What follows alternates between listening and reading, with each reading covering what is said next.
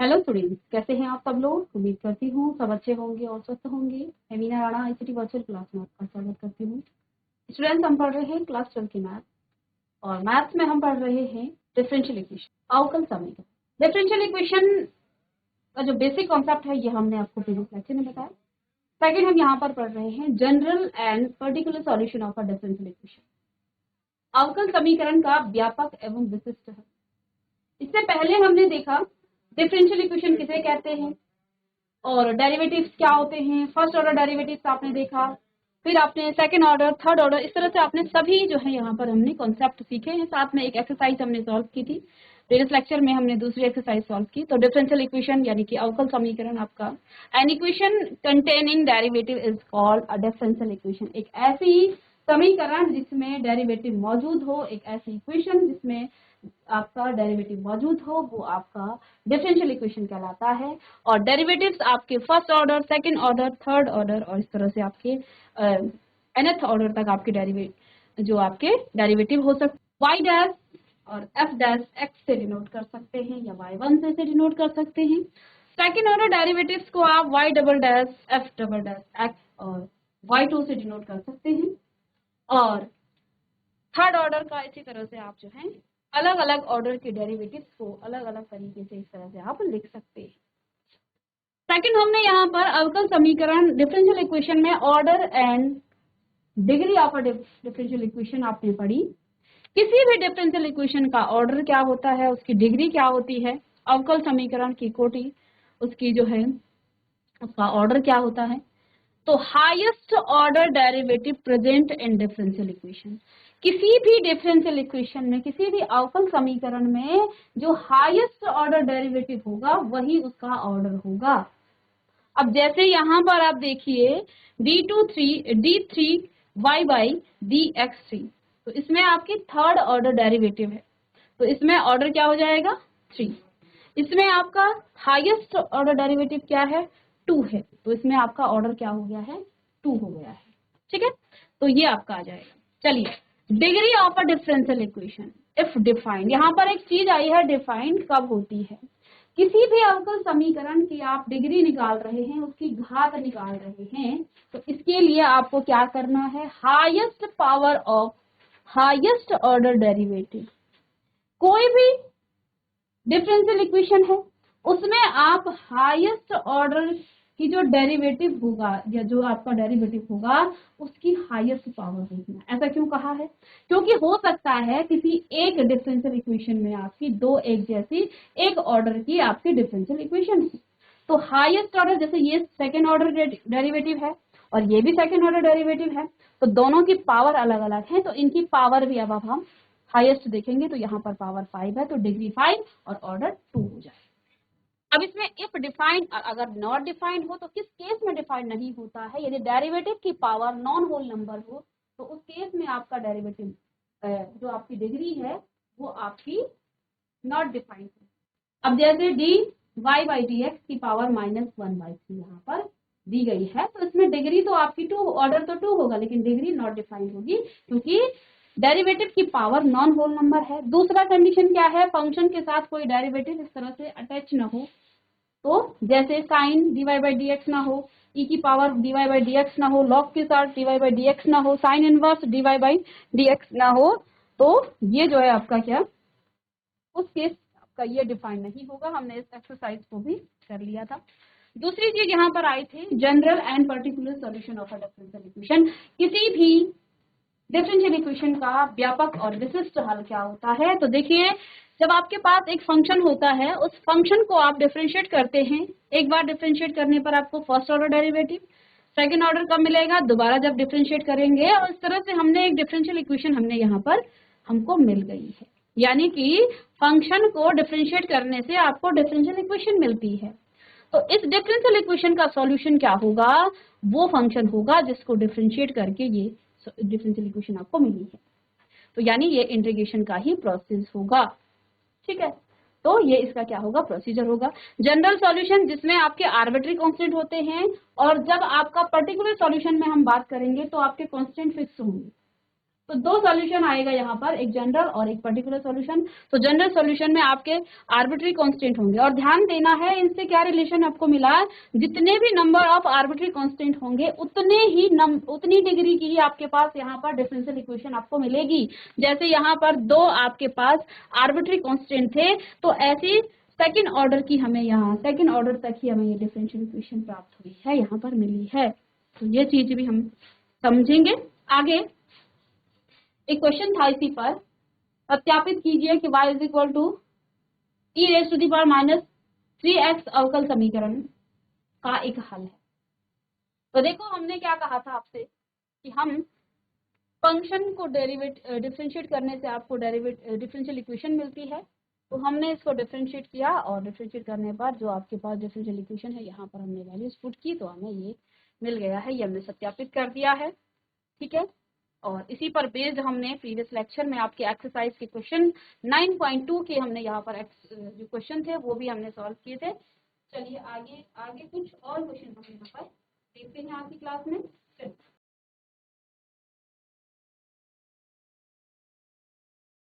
चलिए आगे इन क्वेश्चन को आप एक्सरसाइज को आगे सॉल्व कर लेंगे। आज एक नया टॉपिक आप यहाँ पर करेंगे, इसमें आप लिखेंगे method of solving first order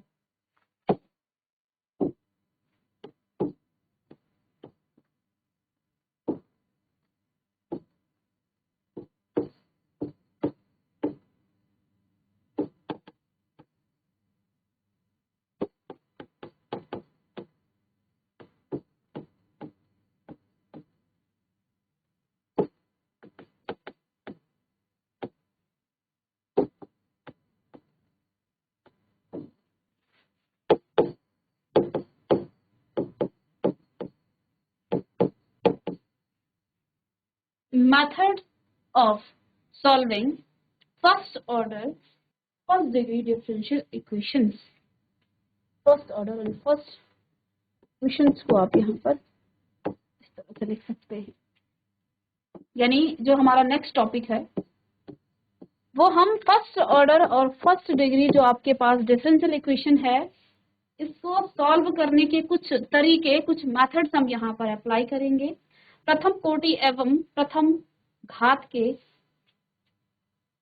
प्रथम कोटि एवं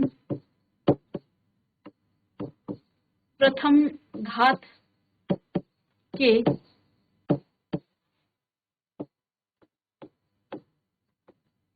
अवकल समीकरण को हल करने की विधियां।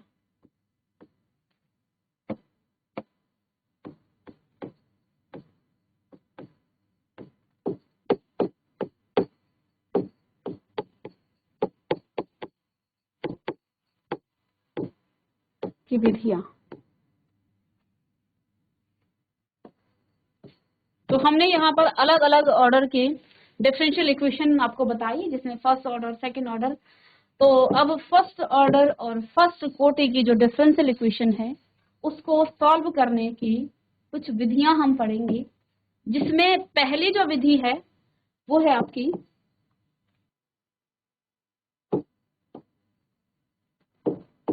Variable separable method. पहली विधि है वेरिएबल सेपरेबल मास। तो प्रथम कोटि एवं प्रथम घात के अवकल समीकरण को हल करने की कुछ विधियां, तीन विधियां हम यहाँ पर पढ़ेंगे बच्चों, जिसमें आपका पहला मेथड है वेरिएबल सेपरेबल मेथड। सेकंड आप होमोजीनियस डिफरेंशियल इक्वेशन मेथड जो हम पढ़ेंगे, लीनियर डिफरेंशियल इक्वेशन को सॉल्व करने के हम यहाँ पर तरीके पढ़ेंगे। चलिए, तो पहला है आपका, अब वेरिएबल सेपरेबल यानी पृथकीकरण मेथड क्या है, इस मेथड को हम डायरेक्ट एक क्वेश्चन से ही समझ लेते हैं। चलिए एक क्वेश्चन यहाँ पर हम ले लेते हैं, इस क्वेश्चन के द्वारा ही हम इस मेथड को समझेंगे। डिफरेंशियल इक्वेशन या अवकल समीकरण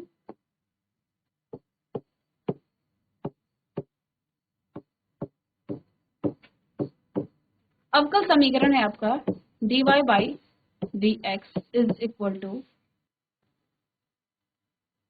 एक्स प्लस 1 और 2 माइनस वाई। ये आपके पास एक अवकल समीकरण है और इसमें लिखा है कि y does not equal to 0, नहीं तो ये फंक्शन आपका क्या हो जाएगा, नॉट डिफाइंड। ठीक है, का व्यापक हल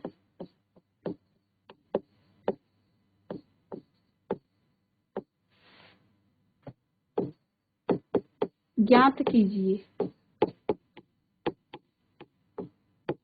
find the general solution of differential equation dy by D X is equal to X plus 1 upon 2 minus Y where y does not equal to 2।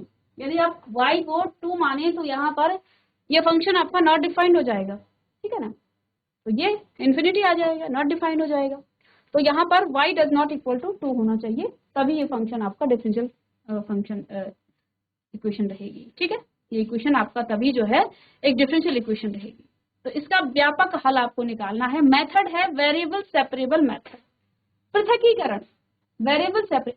यानी कि यहाँ पर आपको क्या करना है, देखो हमने क्या कहा था इससे पहले लेक्चर में, जब हमने कहा कि किसी फंक्शन को जब आप क्या करते हैं यहाँ पर a sine x plus B इस तरह से, और इसको डिफरेंशिएट करने से बच्चों हमें क्या मिला था, इसको डिफरेंशिएट करने से हमें d2y upon D X minus Y is equal to 0 एक डिफरेंशियल इक्वेशन हमें मिली थी। हमने क्या कहा, इसका सॉल्यूशन ये होगा, ऐसा ही कहा था ना कि जिस भी फंक्शन को आपने क्या किया, डिफरेंशिएट किया और हमें डिफरेंशियल इक्वेशन मिला, तो इसका सॉल्यूशन, इस डिफरेंशियल इक्वेशन का जो सॉल्यूशन होगा वो फंक्शन होगा। अब इस फंक्शन तक आप कैसे जाएंगे, इस फंक्शन तक आप जाएंगे कैसे, जब हम इंटीग्रेशन और डिफरेंशिएशन इंटीग्रेशन पढ़ रहे थे तो हमने क्या कहा था कि साइन एक्स का डेरिवेटिव क्या होता है, कॉस एक्स होता है। ठीक है, और इसको dy बाई डी एक्स आप करते हैं। ठीक है बच्चों, और इस प्रोसेस को हम डिफरेंशिएशन कहते हैं ना। लेकिन इस फंक्शन का इस फंक्शन को साइन एक्स तक लाने के लिए हम क्या करते हैं, यहाँ इसका इंटीग्रेशन करते हैं, है ना। और ये प्रोसेस, ये इंटीग्रल कहलाता है और यहाँ पर ये प्रोसेस आपका इंटीग्रेशन कहलाता है। इसी प्रकार से यहाँ पर आप देखिए हमने क्या कहा इससे पहले कि किसी भी फंक्शन को, किसी भी इक्वेशन को, देखिए इस फंक्शन को हमने क्या किया, डिफरेंशिएट किया, हमें डिफरेंशियल इक्वेशन मिली। इसको, इसका सॉल्यूशन क्या होगा, वो फंक्शन होगा जिसको डिफरेंशिएट करने से ये डिफरेंशियल इक्वेशन मिली है। तो इसको हमें क्या करना पड़ेगा, इंटीग्रेट करना पड़ेगा, इंटीग्रेशन, यहाँ पर हमें इंटीग्रेट करना पड़ेगा। अब इसका सॉल्यूशन निकालने के लिए, इसका जनरल सॉल्यूशन निकालने के लिए हमें इस फंक्शन का, इस समीकरण का इंटीग्रेशन करना है। लेकिन इंटीग्रेशन करने के लिए हमने क्या कहा, हम यहाँ पर वेरिएबल सेपरेबल मेथड यूज कर रहे हैं, पृथकीकरण कर रहे हैं, वेरिएबल को सेपरेट कर रहे हैं। अब कैसे करेंगे, देखो जब हम इंटीग्रेट करते हैं, इंटीग्रेशन का एक प्रोसेस है कि आपके पास वेरिएबल क्या होनी चाहिए, जो भी फंक्शन का वेरिएबल है वही आपका इंटीग्रेशन का वेरिएबल भी होना चाहिए। दैट मीन्स यहाँ पर आपके पास y वाला फंक्शन हो, इधर आपके पास x वाला हो, तो वेरिएबल को हम सेपरेट करेंगे। देखिए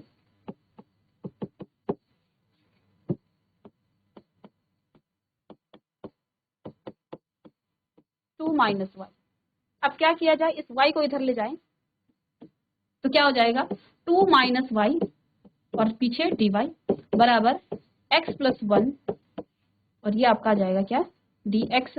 अब हमने क्या कहा था, इसको इंटीग्रेट करना है आपको, इंटीग्रेशन करिए तो 2y के सापेक्ष करेंगे तो 2y और माइनस में आ जाएगा y स्क्वायर बाई 2। ठीक है, और प्लस यहाँ c1 आप मान सकते हैं बाद में, चलिए यहाँ कर लीजिएगा, तो ये आपका x स्क्वायर बाई 2 और प्लस में यहाँ पर x और प्लस में यहाँ c2 आप कर सकते हैं। ठीक है, हमने क्या किया, हमने वेरिएबल को सेपरेट कर दिया, x के वेरिएबल dx के साथ और y के वेरिएबल dy के साथ कर दिया। ठीक है, तो इस तरह से आप इसे कर सकते हैं। आगे बच्चों इसको आप सॉल्व करें, ठीक है, सॉल्व करें या यही इसका क्या हो जाएगा, तो इसे आप क्या लिख सकते हैं, एक्स स्क्वायर, यही से हम इसे सॉल्व करें तो देखिए इस C1 प्लस C2 को आप करें तो ये C आ जाएगा, तो ये 4y माइनस में y square by 2 is equal to, ये यहाँ से आ जाएगा आपका क्या, एक्स स्क्वायर प्लस में 2x अपॉन में 2 और प्लस में C1 प्लस C2 या C1 minus C2 minus C1, ऐसा ही तो हो जाएगा। ठीक है, C2 माइनस C1 और ये इक्वल हो जाएगा C के। ठीक है, तो यानी कि अब आपके पास क्या आ गया है, 4y minus Y square is equal to X square plus 2x plus C। तो यहाँ से आप लिख सकते हैं क्या, एक्स स्क्वायर प्लस में 2x माइनस में 4y और प्लस में Y square plus C is equal to 0। ठीक है, इसको और थोड़ा सा आगे और इसको इजी करना चाहें, देखिए ये तो कैलकुलेशन है, इसको आप सेपरेट कर रहे हैं, इसको यहाँ पर भी छोड़ दे तो इतना ही आंसर आपका हो जाएगा, 2x माइनस में 4y plus C is equal to 0। तो ये इसका आंसर हो जाएगा। अब बेसिकली हमने यहाँ पर सीखा क्या, हमने मेथड बताया, मेथड में कुछ लिखा नहीं, सीधे क्वेश्चन किया। अब आपको समझ में आ रहा होगा, आपके पास इस तरह से डिफरेंशियल अवकल समीकरण होंगी, इसका व्यापक हल आपको निकालना होगा। इसके लिए हम क्या करेंगे, वेरिएबल सेपरेबल, यानी कि हमने वेरिएबल को सेपरेट करना है। dy के जो वेरिएबल हैं y के साथ आ जाएगा, dx का x के साथ आ जाएगा, तो डायरेक्ट हम इसे सॉल्व कर सकते हैं। चलिए नोट करें इसे। चलिए एक और एग्जांपल हम यहाँ पर लेंगे। तो क्वेश्चन नंबर 2, अवकल समीकरण, अवकल समीकरण dy by dx is equal to 1 plus Y square upon 1 plus x square का आपको व्यापक हल ज्ञात करना है, का हल। इस क्वेश्चन में आपको dy बाई dx बराबर 1 plus Y square upon 1 plus x square का व्यापक हल आपको निकालना है। Find the general solution of differential equation.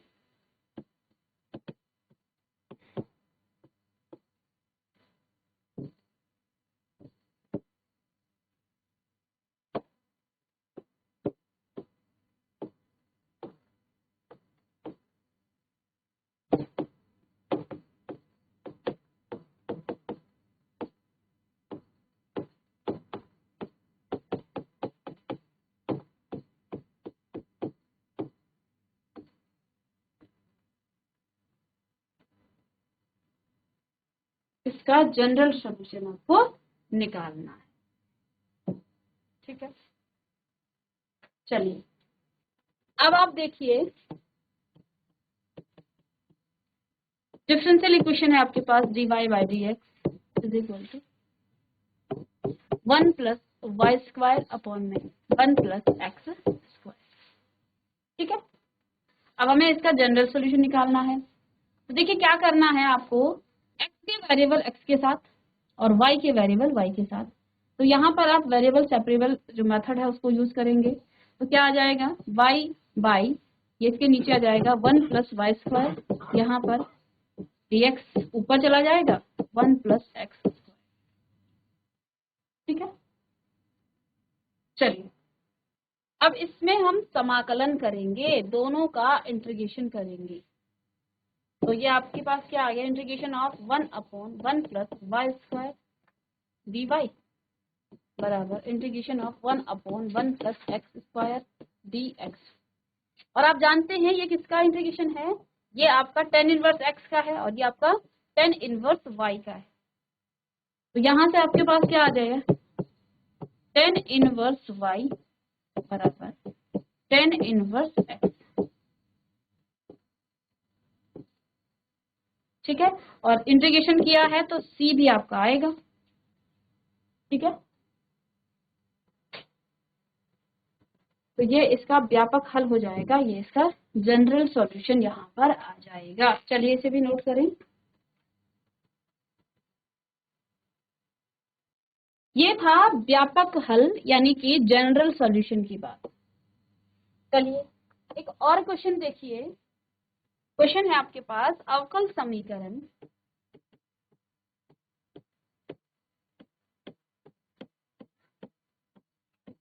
समीकरण dy by dx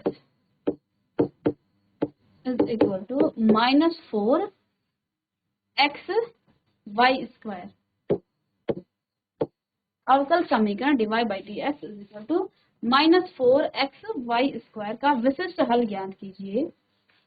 का विशिष्ट हल, इसे आप पर्टिकुलर सॉल्यूशन भी कहते हैं।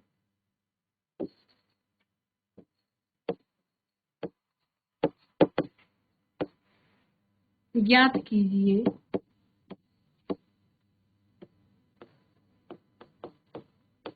यदि y बराबर 1 और x बराबर 0 है। ठीक है, यदि y बराबर 1 है और x बराबर 0 है, उस केस में हमें क्या करना है, इसका पर्टिकुलर सॉल्यूशन निकालना है, इसका हमने विशिष्ट हल निकालना है। तो हम यूज करेंगे same method, variable separable method, dy by dx -4 x y square. Separate कीजिएगा x के वेरिएबल और y के वेरिएबल। देखिए dy बाई y का वेरिएबल तो यहाँ चला जाएगा और x चला जाएगा माइनस का 4x dx। जब हम वेरिएबल को सेपरेट कर देते हैं उसके बाद हम इन दोनों का इंटीग्रेशन ले लेते हैं, तो y माइनस साइन बाहर रहेगा। तो देखिए इंटीग्रेशन जब आप करेंगे तो यहाँ पर y की पावर -2 का इंटीग्रेशन होगा, dy बराबर माइनस में 4x dx। तो इसकी पावर +1 करेंगे तो ये माइनस का यानी कि माइनस का 1 जाएगा और नीचे आपका 1 प्लस।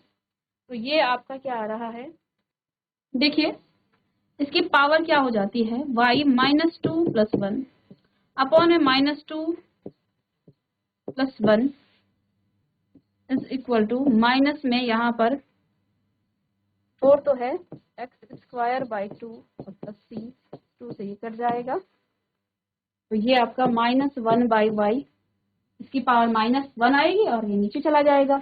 तो राइट हैंड साइड में भी आपका माइनस साइन है, तो x² 2 प्लस c माइनस से माइनस कट जाएगा।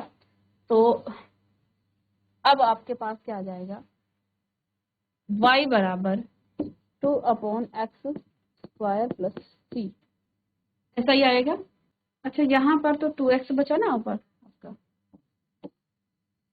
देखिए 2x ऊपर कट गए, यहाँ पर 2x आएगा, नीचे तो आपका 2 कट गया है।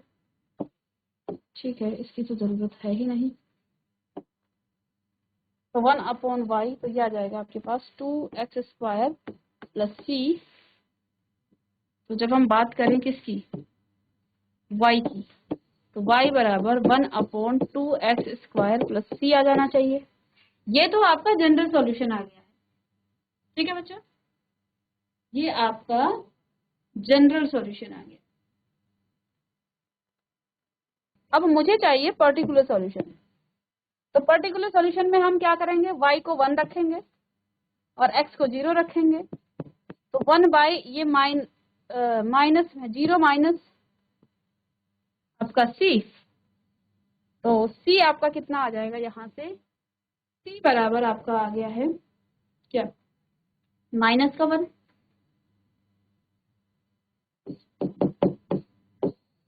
अब इस इक्वेशन में आपने क्या रखना है, c की वैल्यू रखनी है। ठीक है, जब आप c की वैल्यू रखेंगे तो आपको क्या मिल जाएगा, इसका पर्टिकुलर सॉल्यूशन भी मिल जाएगा। यहाँ पर तो आपका 1/y इसमें रखेंगे आप, ठीक है, इसे आप इक्वेशन 2। तो y = 1/2x² और माइनस माइनस का +1। देखिए उसी प्रोसेस से हम चले हैं। पर्टिकुलर सॉल्यूशन के लिए आपके पास y और x की वैल्यू दी गई होगी, तो यहाँ पर जो आपका अननोन कांस्टेंट है c, उसकी वैल्यू आपको मिल जाएगी, तो आपको फिक्स कांस्टेंट मिल जाएंगे। ठीक है, तो जब भी आपको पर्टिकुलर सॉल्यूशन निकालना हो तो आप वैल्यू रखेंगे। बाकी प्रोसेस हमने वही करना है जो हमने जनरल सॉल्यूशन में किया। चलिए इसको नोट करें, उसके बाद कुछ एक्सरसाइज के क्वेश्चन हम सॉल्व। चलिए स्टूडेंट्स, नेक्स्ट है आपका एक्सरसाइज 9.4 और नई जो आपकी एनसीईआरटी है उसमें आपका 9.3। पहला क्वेश्चन, आपको अवकल समीकरण का व्यापक हल ज्ञात करना है।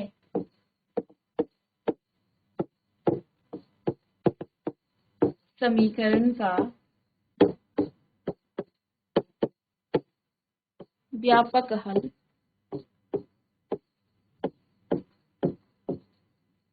जनरल सॉल्यूशन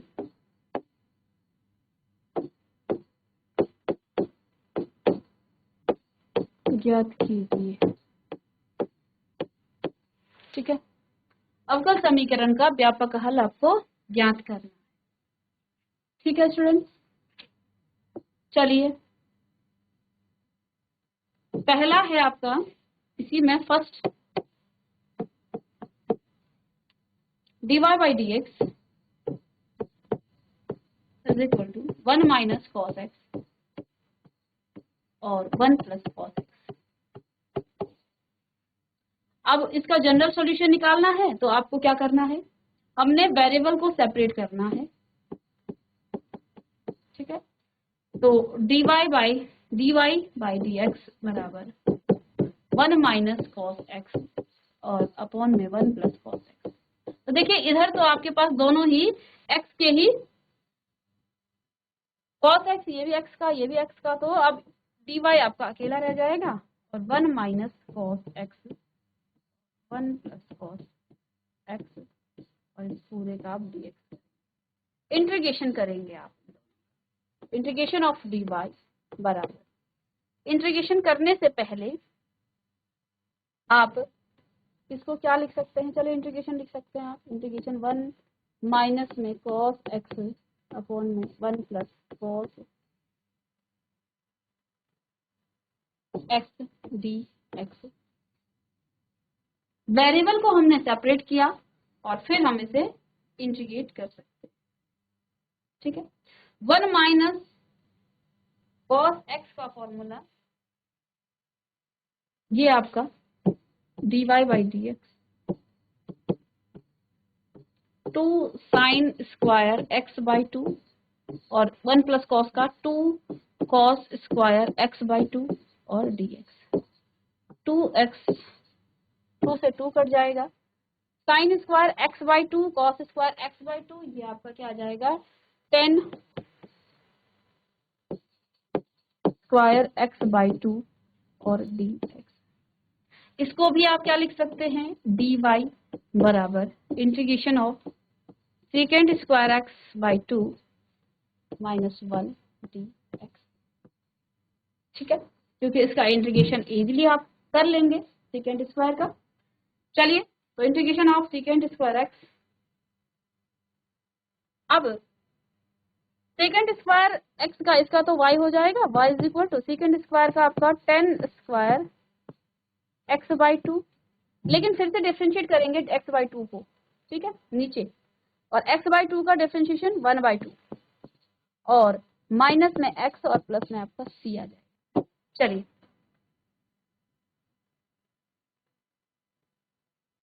ठीक है बच्चा, अब y बराबर ये ऊपर आ जाएगा 2 10 स्क्वायर एक्स बाई 2 और माइनस में x प्लस में c।